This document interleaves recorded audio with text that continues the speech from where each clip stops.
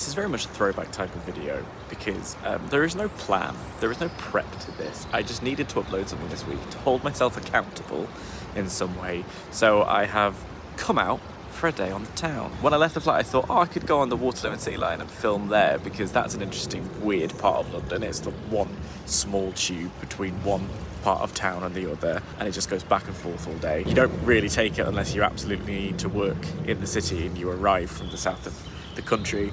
It's not a thing, but it's quite loud, so you can really hear me. So I've come to one of my favourite parts of the city, which is St Dunstan's in the east, a little church garden. The river's right there, the city's right there, and it's just this little oasis of, well, relative calm, as calm as you can get in town. It's still quite noisy, but it's the perfect blend of like old classic church architecture stuff, and then like brand new building there, the walkie-talkies over there. This place is like a haven for influencers and would-be Instagrammers, including myself, because it's such a beautiful, odd space where the plants sort of crawl all over the things and it looks like it's derelict, but it kind of isn't. It's kind of the point. And then in the wintertime, those vines become bare and woody, and I don't know, it's just got a good little backdrop to it. So that's why I don't feel too much of imposter syndrome when I'm vlogging here, because everyone comes in to take pictures. You know, we're all as bad as each other in this house. I just got back from a weekend trip to Center Parcs with my family, which was 2 of the 7 days I allot myself to be in nature before I start going crazy and need the city back. And while I was there, I was having a very jokey, light-hearted discussion / argument with my little brother about why London is the best place in the world. He thinks that London is rubbish and everything is too London-centric and it's not as good as I think it is.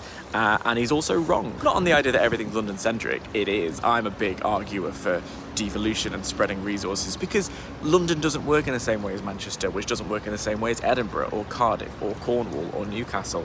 And so we should be spreading resources, and Britain's well far behind in terms of being one united country where all the pistons and cylinders are firing. And there's a metaphor in here and I don't really want to find it. I could. Basically, if we put resources everywhere in the country, everything would be great, rather than centralising it to a small group of people, making a small circle nice and rich, and the people within that circle are champions at falling upwards. But apparently, I'm not in charge, so I don't get to make the decisions.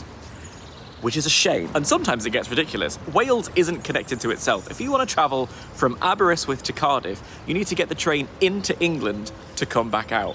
Isn't that insane? But while all of that is true, I still maintain that London is the best city in the world. It's a place of art, of history, of culture, of architecture, of old meets new. It's living history. The Romans were here, and you can still walk the streets that they built and see the walls that they built and all that stuff. It's a place of fashion. It's a place of travel. It's a melting pot where all these people come together and turn it into something incredible. It's a city of academia. It's a city of knowledge. It's a city of the pursuit of that knowledge. I bloody love it.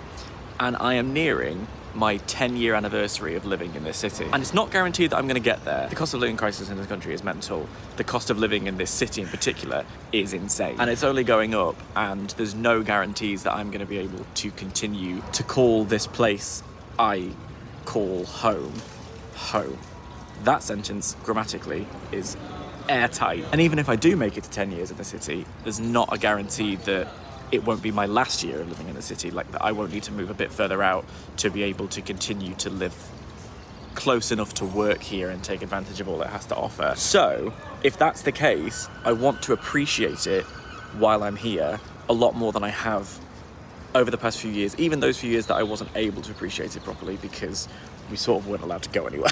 I would like to, for instance, complete the tube map. There's a lot of restaurants that I haven't been to because I really like Nando's. And if I maybe spent a little bit less on Starbucks, I could use that money on going to some other fancier restaurants. I'd have to find a jacket to wear, zhuzh it up a little bit, but you know, we move. And it just sort of struck me that if this channel really is becoming a channel where I talk about everything and nothing, a little hodgepodge with a lack of a niche, or where that niche is just things that I love, it wouldn't really be an authentic channel. It wouldn't be real, and if it's not real, it's not right. If it wasn't also a love letter to London. So that's another thing to expect this year. Wherever you are, I hope you find some joy in the little things that are in your town, in your city, in your village, and I hope I get to come and visit it soon. Spread the resources. Eat the rich. Bye.